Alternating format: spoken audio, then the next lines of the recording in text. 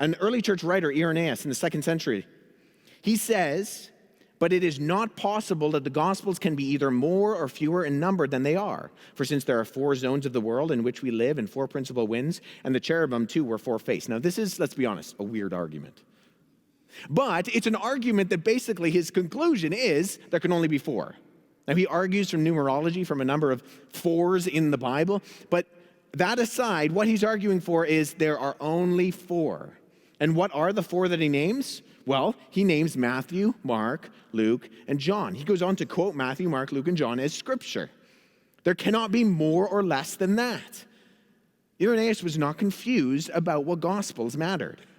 Likewise, a contemporary of Irenaeus, Theophilus of Antioch, he says, concerning the righteousness which the law enjoined, confirmatory utterances are found both with the prophets and in the Gospels, because they all spoke inspired by one Spirit of God. Some big words in there. What he's saying, though, is really powerful.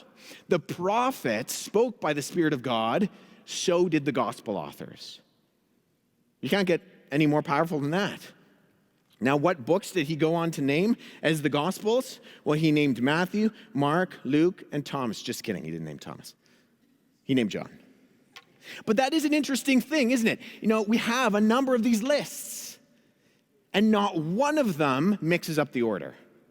Not one of them has Matthew, Judas, Luke, and John.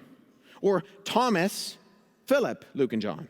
None of them. Whenever we get an argument for the Gospels from the early church, it's always Matthew, Mark, Luke, and John. And whenever these other Gospels are known, they're sometimes referred to as the lost Gospels. That's a bit of a misnomer. They were never lost. In fact, we've known about them for 2,000 years. We knew about the Gospel of Thomas because Irenaeus condemned it as heretical, as nonsense, as having no credibility to going back to the historical Jesus. When we found the Gospel of Thomas, what did it confirm? That what Irenaeus said about it was right. Same thing with all the other Gospels. We've known about these other documents. It's just been when we've discovered them. It hasn't blown up our understanding of Christianity. Oh no, Gospel of Peter. No, the early church wrote about the Gospel of Peter, and when they wrote about it, they said, this has nothing to do with Jesus. This is a made-up Jesus. These are people appropriating Jesus for their own means.